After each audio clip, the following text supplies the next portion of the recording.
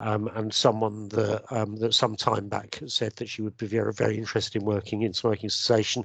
And you'll see by the end of this presentation just how successful we have been in engaging with smoking cessation services to date. It's early days. This pilot, I think, is absolutely pioneering and can make a really big difference. Helen, if you move to the to the next slide, we can sort of just run through what we're going to be covering, and it's a bit of a two-headed presentation. I will do the early parts of this, and Helen will take over in the middle. So yes, we are very, very proud to be working with Stop Smoking London to help people who are quitting smoking using e-cigarettes. The things we're going to talk about, I mean, first of all, is actually vaping saves lives, which is something that has been stuck in my head for the best part of a year, is something I just have to keep reiterating. Why flavors are important. The products that we're offering for this pilot, or you are offering for this pilot, and we will be providing the e-liquids that people use, how to use the web pages, which are fairly simple, and we are just finishing off at the moment, ready for 1st of December launch, the contents of the bundles, the support that we can offer both for you and for your clients, and a little bit about the successes that we've had so far, and we're sure that this pilot is going to add to them. So the first thing to get absolutely straight in your head is that Public Health England, the NHS, NICE, so the Clinical Excellence Organisation, and all of those people all say that vaping is so much safer than smoking that it is an absolute no-brainer that if the alternative to vaping is going back to smoking, then vaping has to be the right thing to do because it's at least 95% safer than smoking. The difficulty is that probably every month or two there will be a tabloid headline that says something different, because that is one of those nice things that sells newspapers, sells web interest, and so negative news that is not based in fact generally pokes at vaping as, well, maybe it's not that safe, in a similar way to vaccinations having doubt cast over them by tabloids. I don't know if they do it for fun or for sales, but it has no foundation in fact. So important to understand that vaping is much, much safer than smoking.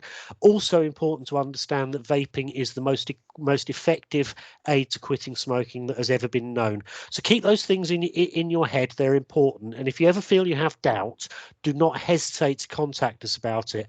I'm always on top of the latest science around this, and it does perturb me that Public Health England will have 8 things that people need to know about e-cigarettes that are all positive, and it will not make the newspapers. And this happens repeatedly. So important just to be absolutely confident that's what this is about. So vaping is about twice as effective as conventional NRT, and is particularly effective when used in conjunction with behavioural support. And very much in the same way as NRT, you can consider vaping as being similar to NRT as medication. So certainly within things like NCSCT training, when you're talking to people about avoiding triggers, of course, the medication is the thing that helps, particularly with things like nicotine gum. Well, vaping's like that, but better. And so it's been shown to have very low chances of relapse when used with that behavioural support. So our aim is to make sure that you can be really successful in what you do with the help of our products, because it will not work without you. Next slide, please, Helen. Now, one of the things that occasionally also gets pointed at vaping is that why do they have all these flavors? Well, the reason we do is that the flavors are important. They're a very fundamental part of the vaping experience for people who quit using an e-cigarette. It makes it more interesting. It makes it more personal. It means that people can change things about their vaping experience that they feel are within their control. And giving up smoking is about taking control of your life, as you will well know. And so flavors become important for that. Tobacco is very often the familiar starting point that people will use as flavors. Our tobacco flavored e-liquids don't contain tobacco. They're just flavoured similarly, but most people move fairly quickly to other flavours, and in fact tobacco flavours for Totally Wicked typically make up less than 10% of the sales in any flavour range. People generally prefer fruit or iced fruit flavours. And there's a little quotation from IBVTA, that's the Independent British Vape Trade Association, of whom we are a member. They are our trade association that we're proud to be members of.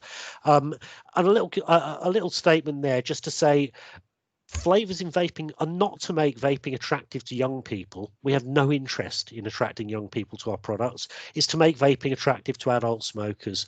And the vast majority of smokers that have stopped through vaping have been using flavours other than tobacco. So flavours are an important part of the alternative experience.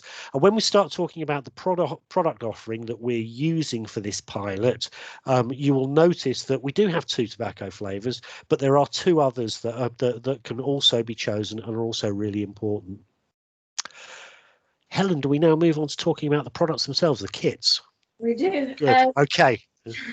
So Stop Smoking London have selected 2 of our smoking cessation kits for this purposes of this pilot. The first one is the Scope-S device. The Scope-S is extremely popular within smoking cessation, and most of our partners have selected this device for use in their services and is having fantastic results throughout their course. It's recommended for low to moderate smokers, predominantly used with the higher strength e-liquid. You can also, as Liam said earlier, use it as combination therapy with NRT, so it's perfectly safe to use with the help of a nicotine patch as well. It's a top fill device, so less mess when trying to refill. I know when I first started vaping, bottom fills, it was so messy, I just couldn't get used to it. So thankfully Totally Wicked had a top fill tank for me to use. It's very low maintenance and compact. Very budget friendly as well. So a 10ml bottle of e-liquid can last the average vapor about 2 days. Normally new vapors refill their tank twice a day. With the open tank devices, you can use any flavour of any e-liquid that's out there on the market, but we would recommend our switch range for the purposes of this pilot, which we'll come on to a bit later.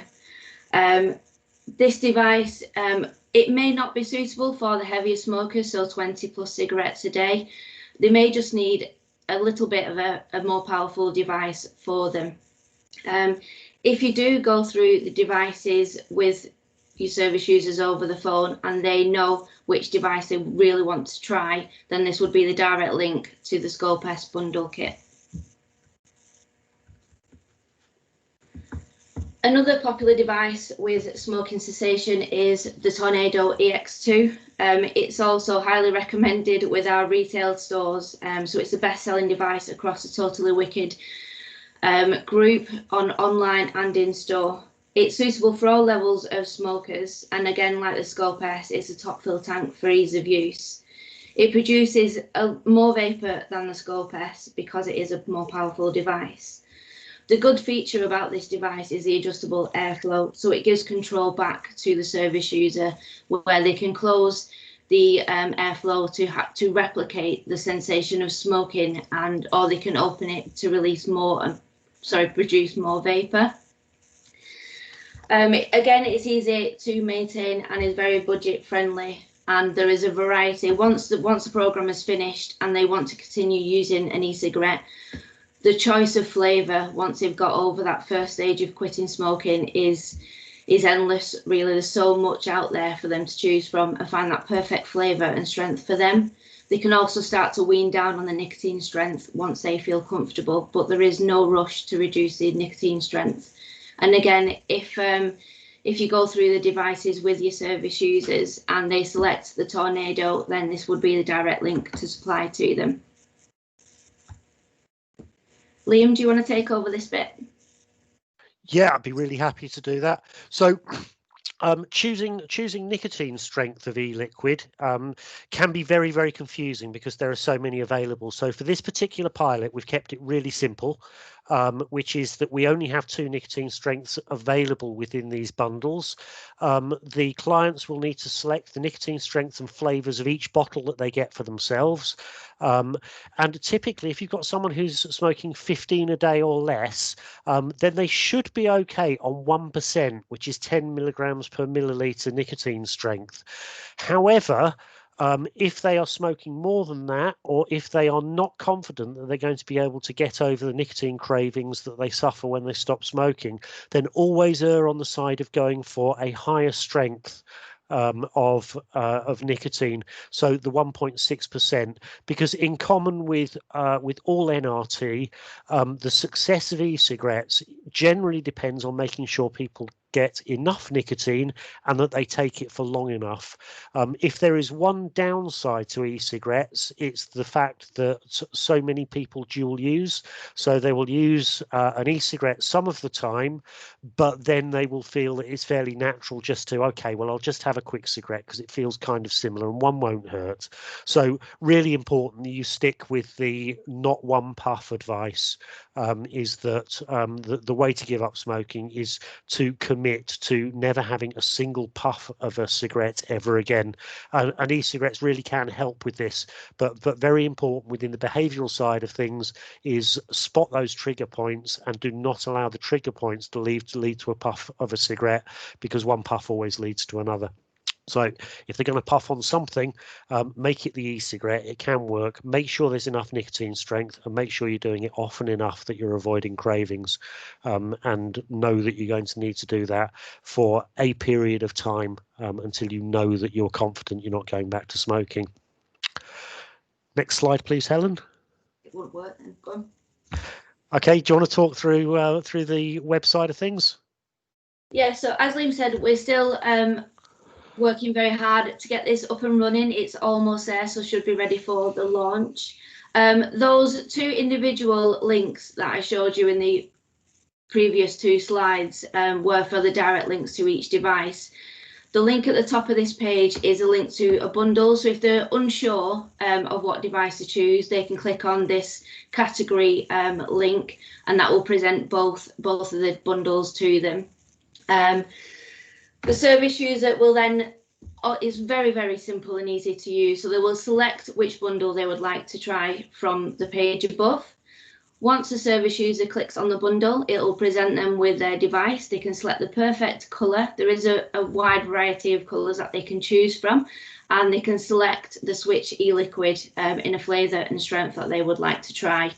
If they do want to try, there are 10 options with the e-liquid bundles for e-liquid. So if they do want to try a few tobaccos, they can do that, and they can also select maybe a mixed fruit or a menthol as well. So the options are purely down to them. The simple element of this is they just literally click on their selections, add to basket, and go to checkout, where they will have a pop-up for a further 2 free bottles of e-liquid. So that's 12 bottles in total that they'll receive. And then they just apply the single code that you'll provide to them and go through the checkout, select the delivery options, and then it's all done. Liam, do you want to add anything to that?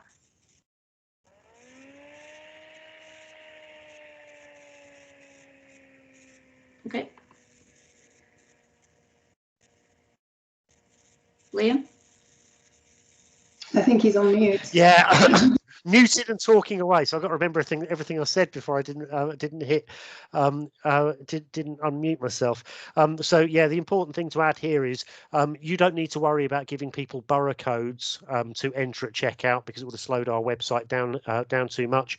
But don't worry about that, because we're going to be looking after that. So for every bundle that we send out, we will be checking which borough that address is in, and make sure that the code usages are fed back to Stop Smoking London, so we know which boroughs they've been in. And the only other bit to add is that although to the user the checkout will probably in 99% of cases seem completely seamless. We do have 100% age verification checks on this.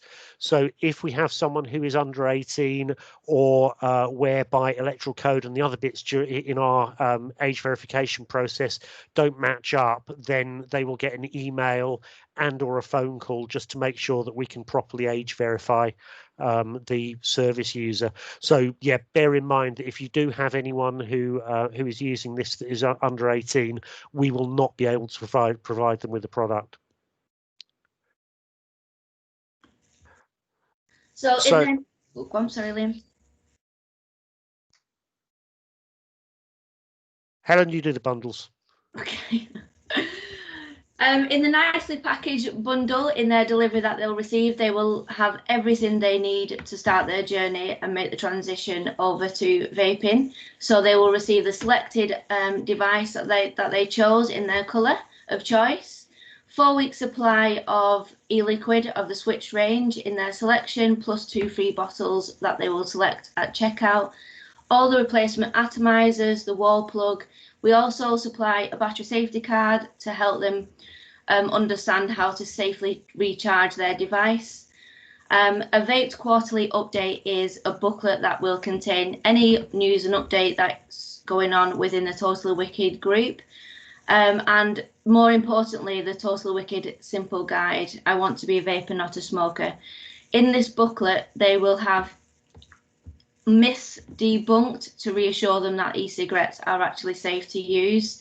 It will give them more guidance on after the program if they decide to choose a different flavour, range or strength, and it will also help them understand what they should expect when making the switch over to vaping from smoking. So it'll give them all the guidance and advice. So if they, for example, develop maybe a dry cough, it will explain that it's nothing to worry about, it will pass eventually, and it'll give them tips to avoid triggers going forward to ensure that they don't relapse from smoking.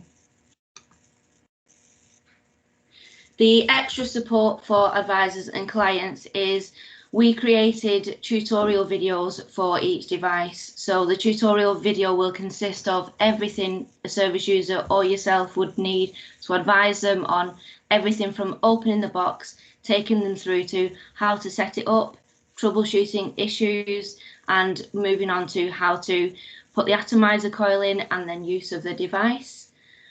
We can supply you with the advisor sheet on each device, which I can send through after this meeting. The Total Wicked customer service team is always on hand for any questions, either from yourselves or your service users. And we have live chat and the website for help and assistance as well.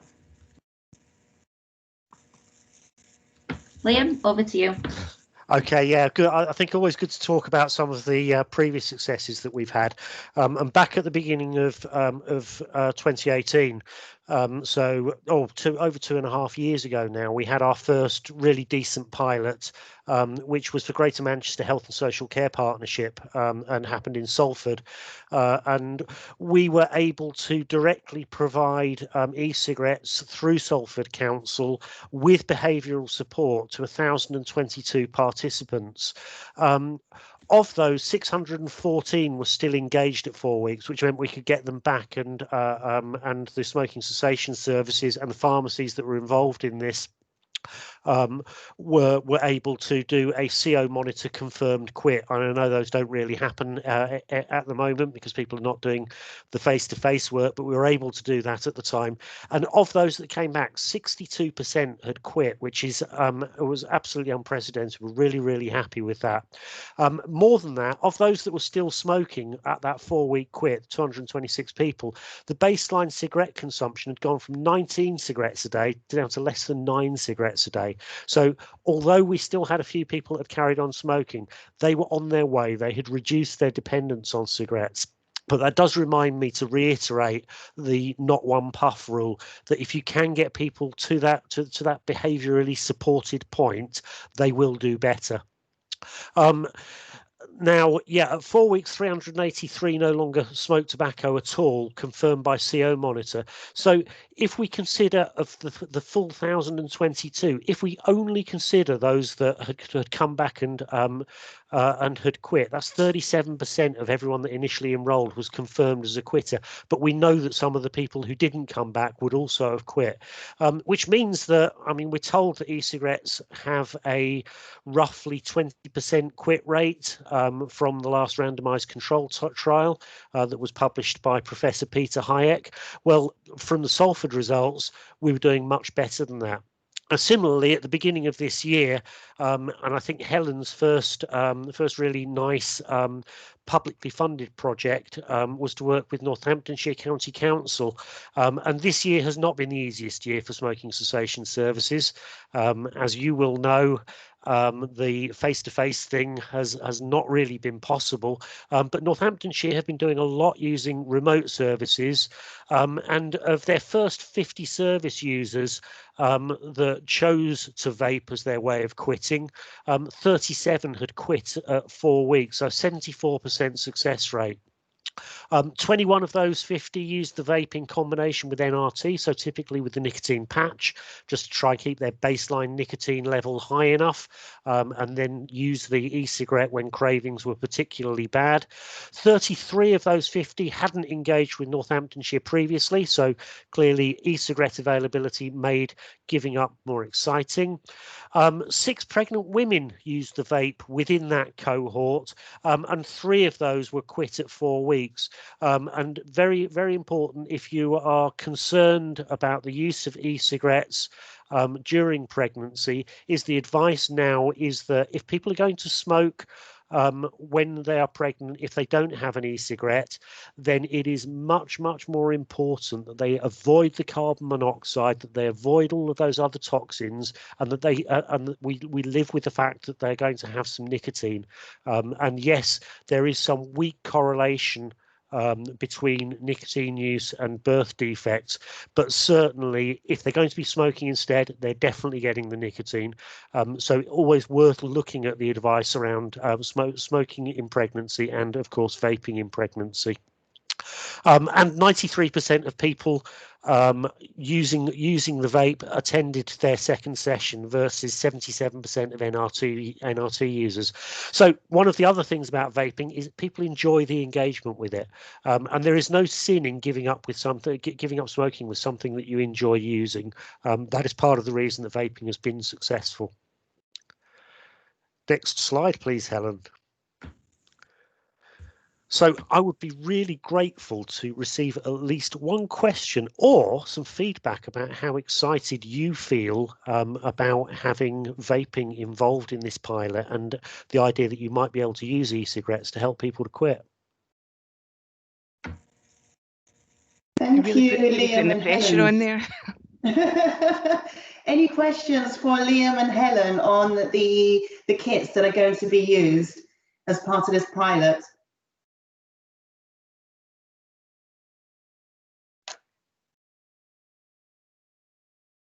No? Okay. I'm so sorry then, Liam. But I'm sure everybody is super excited about the pilot as well. But if you do think of any questions towards the end, we are more than happy to make note of them. And if Liam and Helen, if you are joining us for the remainder of this training, we can pick up any questions towards the end as well. But thank you so much, Liam and Helen, for that great presentation on the kits that we will be offering as part of this. Thanks, Liam and Helen. I just wanted to point out from our perspective, we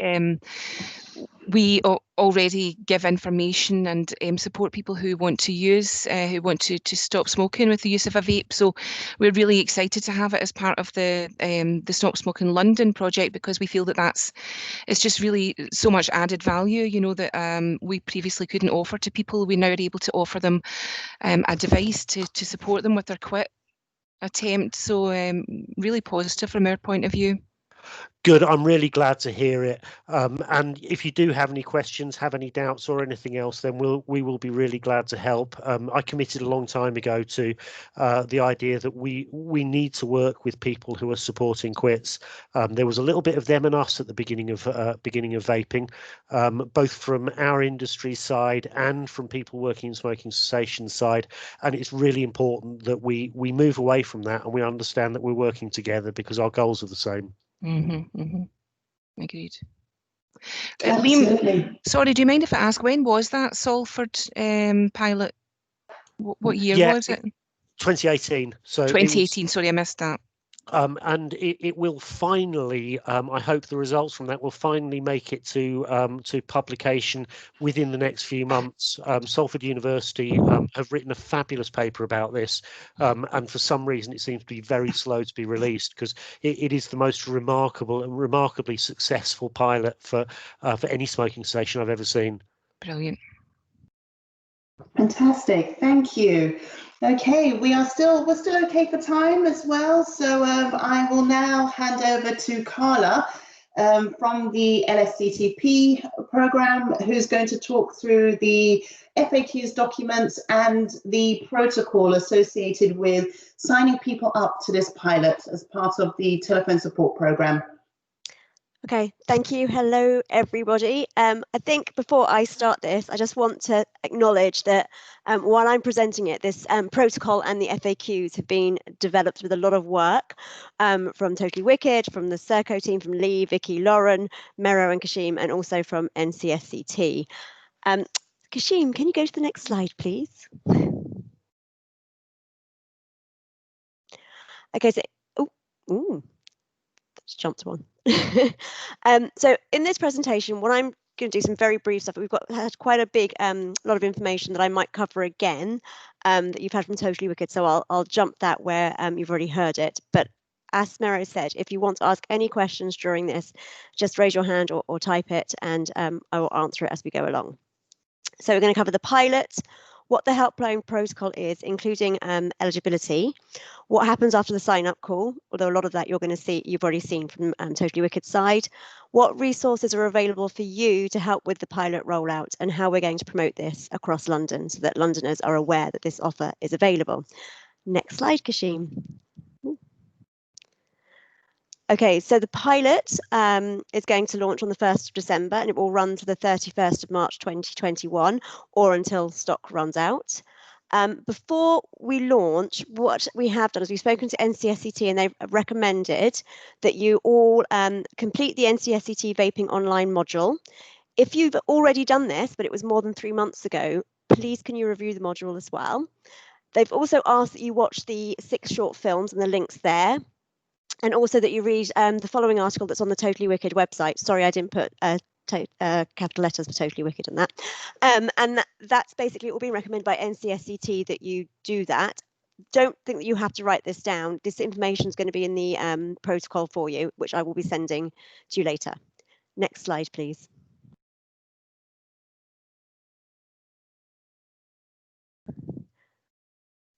So as I said, the pilot launches on the 1st of December, and from then Londoners can sign up to this vaping pilot. But there are a few people who are going to be excluded from the pilot. So the first, as was mentioned by Totally Wicked, is under 18-year-olds. Now the second is actually pregnant smokers. As Liam said, you can vape when you're pregnant. It's not that you can't, but the reason that this decision has been made is that for the purpose of this pilot, because pregnant women get different support to the general population when they use the behavioural support through the helpline, this could actually skew the results.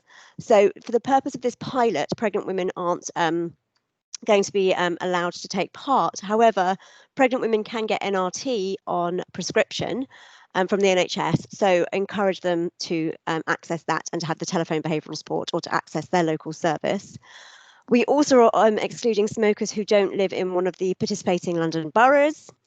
We're also excluding smokers from participating London boroughs where stock has been exhausted for that borough. So obviously there's only a certain percentage of e-cigarettes available per borough. And I'm going to talk to you about that in the next slide.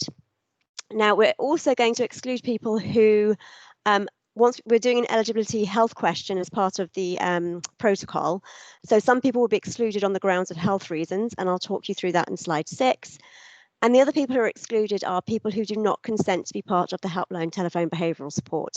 So for people to get the vaping kit, they need to sign up to the Stop Smoking London telephone behavioural support.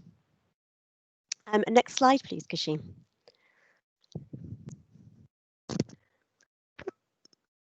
Okay, so what if there is no stock available for the borough of residence? So this is for people who live in participating London boroughs, and this is as the pilot's rolled on. So at the start of each call, we're asking that the Stop Smoking London helpline team check with the person who's calling what their borough of residence is. You will then need to go and check the availability of stock of cigarettes for that borough before proceeding with any of the other stages of the vaping pilot conversation. If stock is available for that borough, then you continue the call as per the protocol. If stock has been exhausted and there's no longer any left for that borough, advise the client that they are not eligible due to this stock issue, but state that they can still sign up for their telephone behavioural support and recommend that they consider purchasing NRT, explaining, depending on what the lockdown rules are then, whether or not that's accessed online or if they're able to go and purchase them, pharmacies, etc. Also encourage the caller, really encourage them to sign up to the standard telephone behavioural support offer at this stage. They phoned up, they're interested in starting a quit journey. Do all the work that you do anyway to just encourage them to sign up. And if they don't want to sign up, really encourage them to contact their local stop smoking service for the support to quit. And whatever happens with these conversations, we'd like you to record the outcome of the conversation and the decision that the smoker makes following this. Next slide, please, Kashim.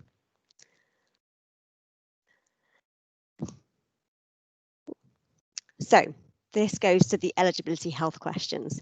So the first one that we've talked about, so we've already, we do ask the question about age, but that's a standard question that you ask. So obviously the 18-year-old, people under 18 are excluded. We then ask whether they could, or they are or could be pregnant. The next questions we start asking relate to COVID-19. So we're asking then if they're experiencing any symptoms of COVID-19. And here I've detailed the main symptoms and what they are. The reason we're asking that is that we are still finding out about COVID-19 and its symptoms and its effects, but we do know that it can have a serious effect on the lungs. So people who are experiencing COVID-19 symptoms are excluded at the time that they're experiencing them from being in the pilot. However, if they recover and they're not having persistent long-term health problems, they can call back. So the next group that are excluded are those who are experiencing any persistent health problems following a COVID-19 diagnosis. Now, there's quite a lot of persistent health problems, and it's something like 10% of people who have mild symptoms go on to report some long-term respiratory effects that can be quite serious. And we've also noticed that people who are hospitalised are also reporting long-term consequences. So people in this situation, we would encourage, we will exclude them from the pilot, but we will encourage them to get NRT. But we would say that we would not encourage them to get a product that will deliver nicotine directly into the lungs. So we would not recommend inhalators, nasal sprays, vaping, or the nicotine mouth spray. However, the patch, the gum, and the microtaps would be what we would recommend in that situation. Next slide, please.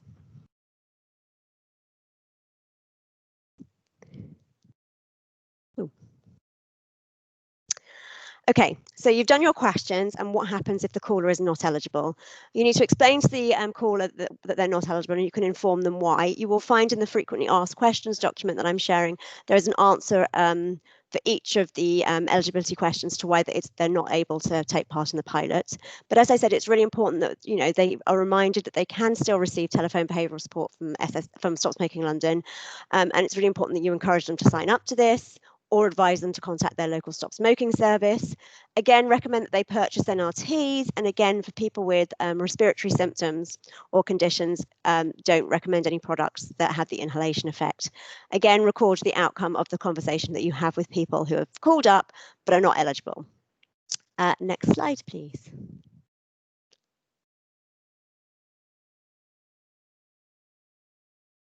So if you go through the eligibility questionnaire and the caller answers no to all of the eligibility health questions and they agree to be part of the telephone behavioural support package, just go back and check, just repeat what they've said to you. So you would say something along the lines of, you've confirmed you're not pregnant, you've confirmed that you're over 18, that you've not, and get them to confirm it again.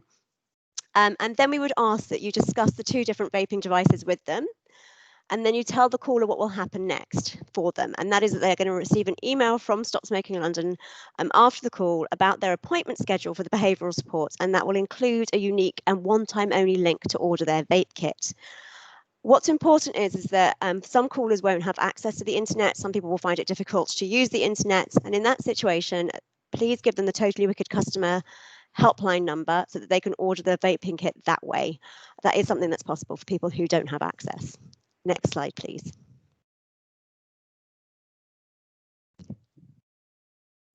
So this is just a summary of the protocol that I've spoken to you about. We are going to send you the document that includes all this information and the detail in that information after this call. If you haven't already got it, I'm not sure if you've seen it or not yet.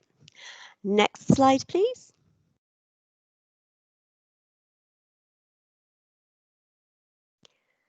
So this is what happens next, and this is very much what Liam and Helen have very much already explained.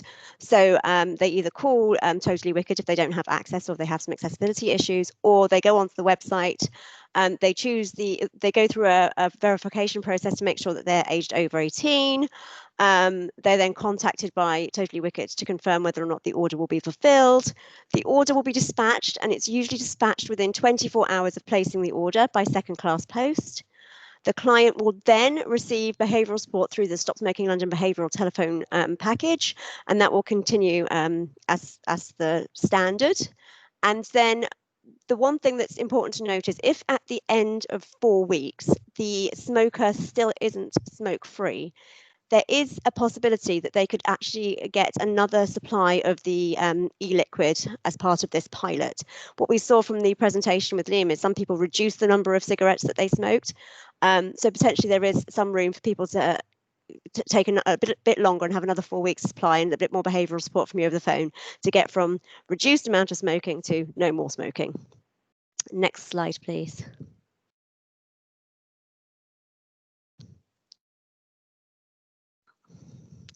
Okay, so the next things that we're asking you to do is to look at suspected adverse reactions.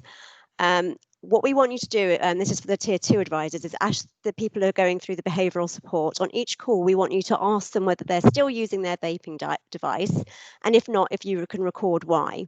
And then we also want you to be alert and aware of any adverse events from the vape device that they might report to you. And it's also important that you record these as per the frequently asked questions document that you will receive later. There are some common things that can happen when people start vaping. So sore throat, cough, dry mouth, and in the frequently asked questions document, you'll see that with the dry mouth, just encouraging people to drink more can actually resolve that issue. But we do want you to be vigilant for any suspected adverse reactions associated with the use of e-cigarettes, and it's really important that you report those using the MHRA yellow card scheme, and I've given you the link there. It's also in the frequently asked document question. You will, as the Stop Smoking London helpline people, you will be needing to do that because of this pilot. It's also important that we, as Stop Smoking London, know about any reported adverse events that occur. So if you have a reported adverse event, please let Lee, Vicky or Lauren know, and they will inform Kashim at SSL. Next slide, please. So what help is available to the SSL helpline team? Some of the help that I didn't know about was the help that Totally Wicked are obviously going to be able to give you, so that's really good. We've also got today's training, the NCSCT training, so please do that if you haven't or if it's 3 months old.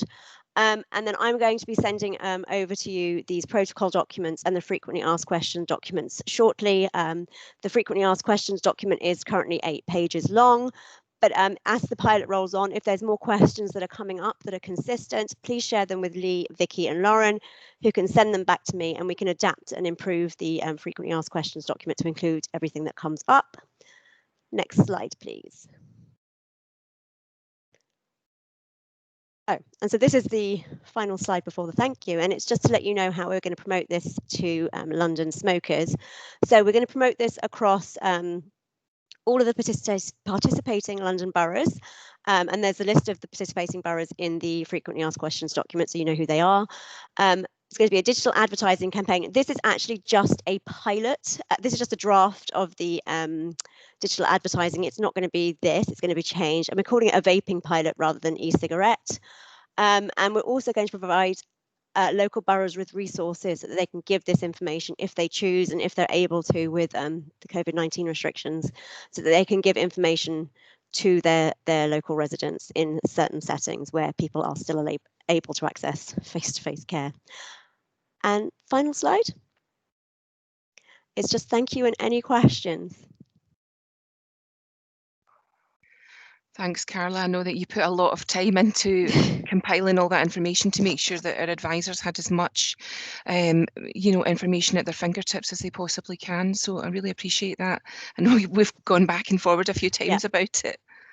No, but I mean, there's lots of stuff in there. We've also, in the frequently asked questions, we've included things about, using and a lot of what Liam spoke about how you can use NRTs when you're vaping as well to get the dose right. So there's a lot more information in there. It's 8 pages long, so I wasn't going to go through all those questions.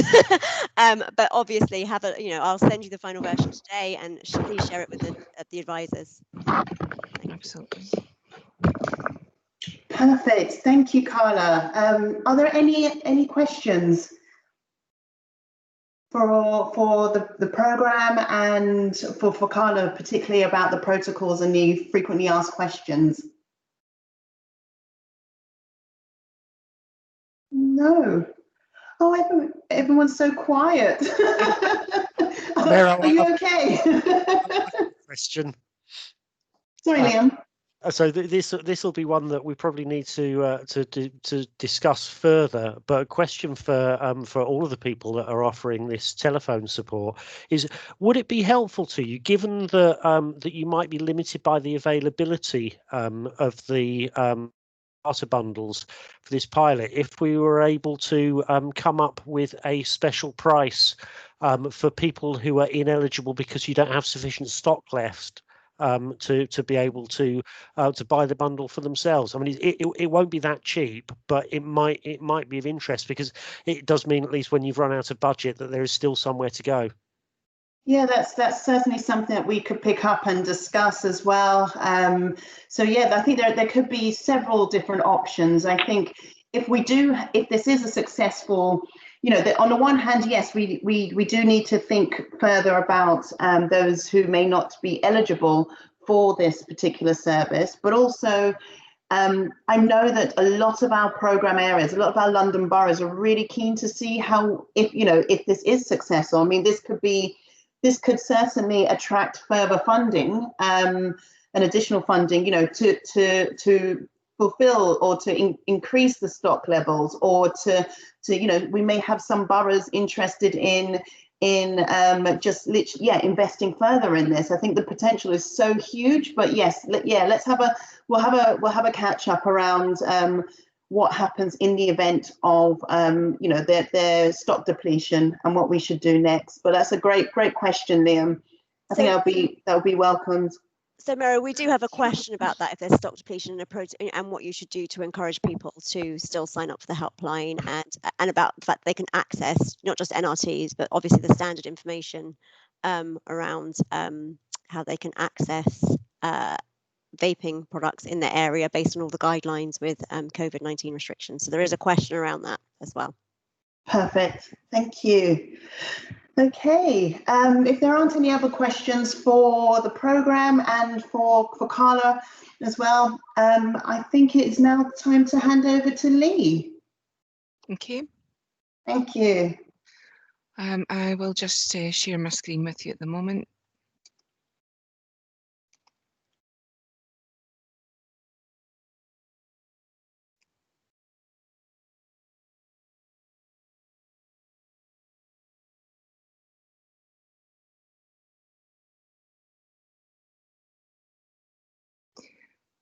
Okay, let me know when you can see this. Yep, you can see it. Yep. So this is just for the non-Serco staff. This is EPI, our wonderful database, which runs like a dream. Never any issues with it. But this is, in all seriousness, where we pull all the information from. So at the moment, this is where we're logging every call, logging all the information about the call, so that we can deliver a nice fluid service that's consistent. We obviously we run this report and send it back to yourself, Miro. So we have added the additional page, which although it's live on the system, it won't be completed yet. And this is what it looks like. Now the text is quite small, so I hope that you can see this. But initially, the first question that we have here is to check the stock for the borough. And understand at the moment there's only 12 kits available per borough.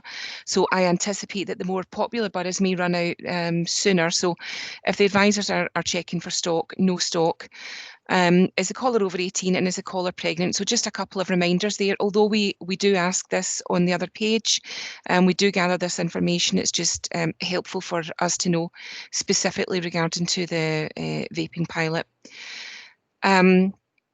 Then we will ask the series of health questions that Carla pointed out that are on the FAQs.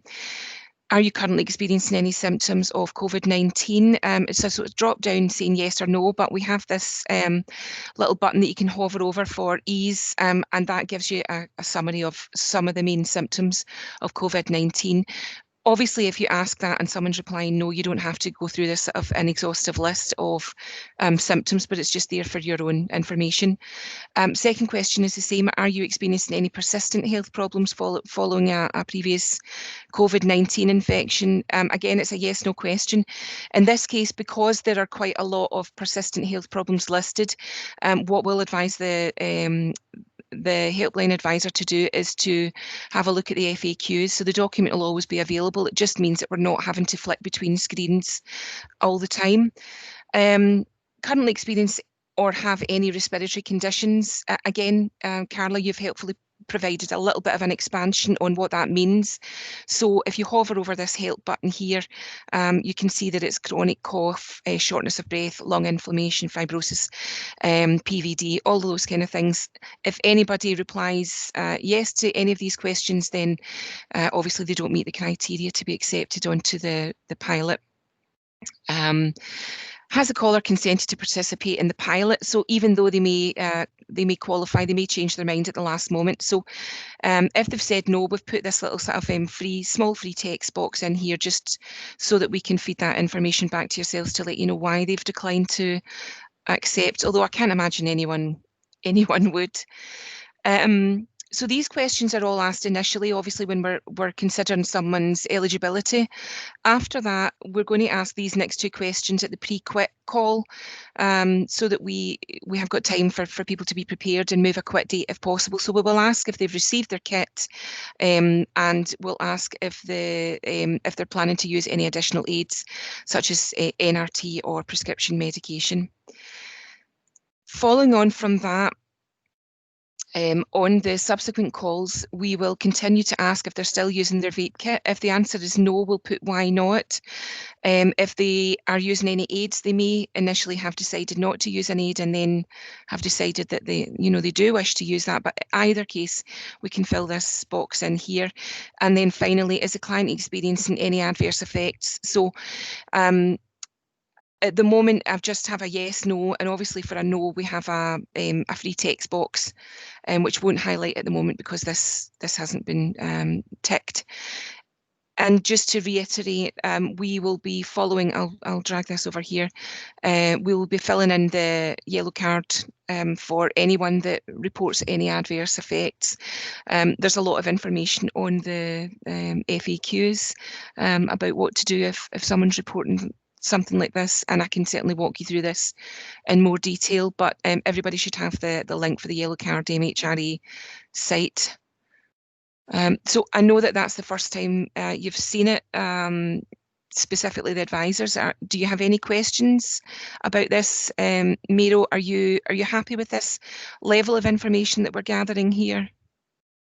Yes, it certainly appears as though it's definitely in keeping with what we've discussed. The only, I'm just thinking there may be with the complete on calls after quit date call, still using, okay, no, that's fine. That's, yeah, I think from our perspective, it's come a long way. It's great. And I think from our perspective, it's definitely capturing a lot of the data that we need for this pilot to explore effectiveness and impact and continued use throughout the 4-week duration. So it's really helpful for us. Thank you. Lee, would it perhaps be useful to, in the complete on calls after quit day, would it perhaps be useful to have a box to say if they're not using the vape any longer, for example, on what week that was, whether it was week 2, 3, or are we happy just having that in the outbound telephone support programme notes? Good point. When we pull the report, because obviously you know that we complete these other boxes here, when we pull the report, let me just say yes to these so that this highlights. We already pull the information, whether this was a completed quit day call. So we'll have that information on the initial report and we should be able to filter it down and find the information. But I like your thinking, Kat. Yeah, that just a thought, because obviously when we put completed on, for example, 1 week, it clicks completed, but it doesn't mean that they're smoke free. We would pull that from the notes, so it's just whether you'd be pulling the notes as well. Yeah, this will all be pulled together as part of the, well, actually, Mary, we haven't discussed that, whether or not this is going to be pulled as part of the overall smoke-free report, or if this is going to be pulled separately and you just want a, I think if it could be pulled together, that would be really helpful. Okay, that's fine. Thank you.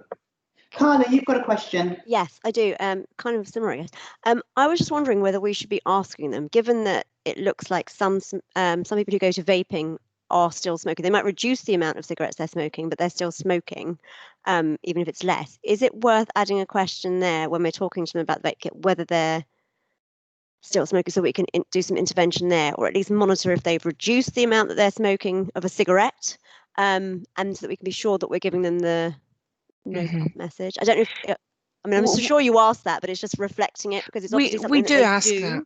Yeah, I mean, if someone was at week 4 and they were still smoking, then we wouldn't be continuing to support them as part of this programme per se. We would be because obviously, as we've said, it's not one puff. So if we're calling people, you know, sort of a week later and they're saying, oh yeah, well, I've reduced, I'm still smoking, then we would really be asking them, you know, whether or not they're looking to reset their quit date and have a proper go at it. That's not exactly how we would word it, but I'm sure one of the other advisors could have put it a little bit more eloquently or succinctly. But yeah, essentially we wouldn't still have someone that we were supporting on that.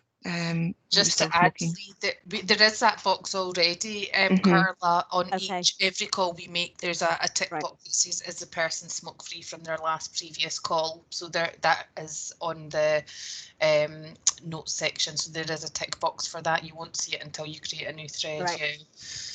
But do we ask, because they seem to reduce, so can you put notes? So if they say, yes, well, yesterday I had 1 cigarette rather than 20, can that be recorded if they're like they've gone from 20 to 1, let's say? Or if they've gone from 20 to 1 and they're persistently doing that, then they haven't quit. No, I know they haven't quit, but if you phone them on week 1 of this, of their quit journey, and they said, oh, listen, I'm using the vape for the majority of the time, but I'm having maybe 1 cigarette a day after my meal, does that get recorded or not?